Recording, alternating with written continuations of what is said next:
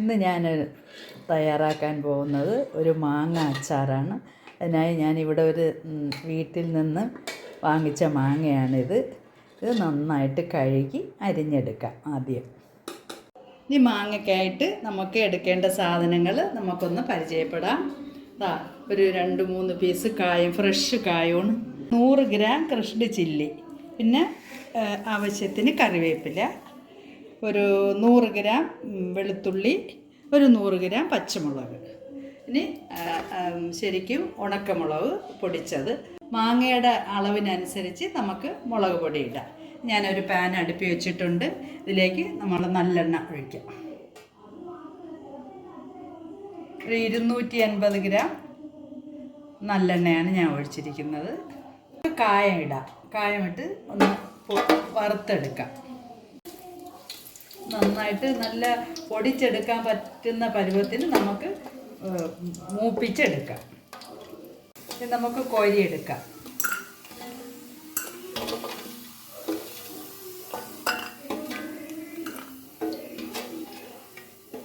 ഇനി കടുകിടാം. കടുക് പൊട്ടിക്കഴിഞ്ഞ് ഇനി വെളുത്തുള്ളി ഇടാം. പച്ചമുളകിടാം.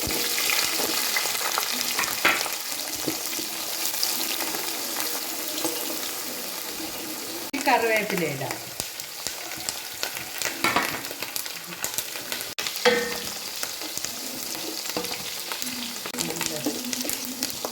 നല്ല ഫ്രഷ് കറിവേപ്പിലയും എല്ലാം കൂടെ ആയപ്പോൾ നല്ലൊരു കളർഫുള്ളായിട്ട് വന്നിട്ടുണ്ട്. നല്ല സ്മെല്ല് വരുന്നുണ്ട് കായത്തിൻ്റെ. ഇനി മുളക് പൊടി ഇടാം.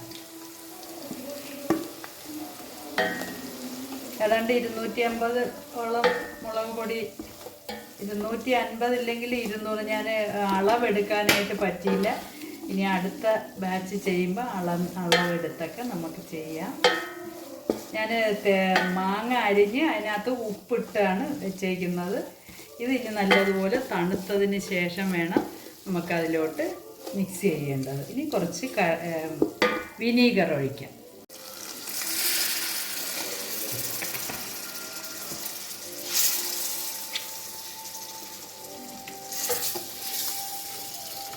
ഇതിലേക്ക് ഒരല്പം ഉപ്പ് കൂടി ഇടാം.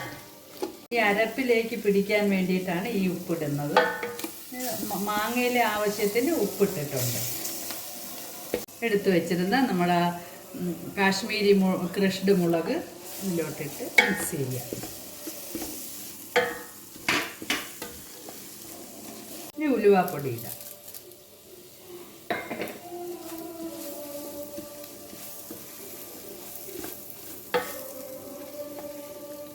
ഇനി കുറച്ച് മഞ്ഞൾപ്പൊടി ഇടാം.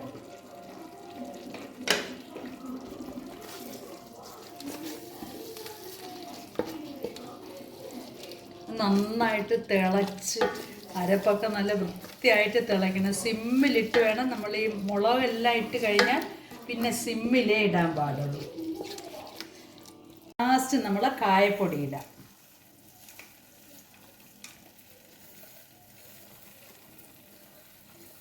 ഇത് നന്നായിട്ട് മിക്സ് ചെയ്ത് ശരിക്കും മുളകിൻ്റെ ഇതിൻ്റെ വെള്ളത്തിൻ്റെ അംശമൊക്കെ നന്നായിട്ട് വറ്റിയതിന് ശേഷം നമുക്ക് ഓഫ് ചെയ്യാം.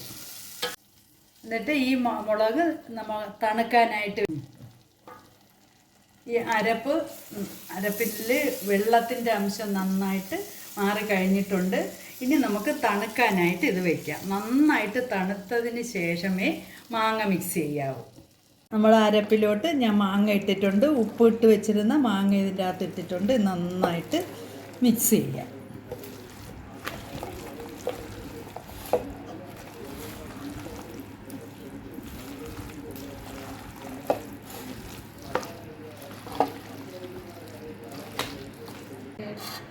നമ്മൾ അടിപൊളി മാങ്ങ അച്ചാർ തയ്യാറായിട്ടുണ്ട്.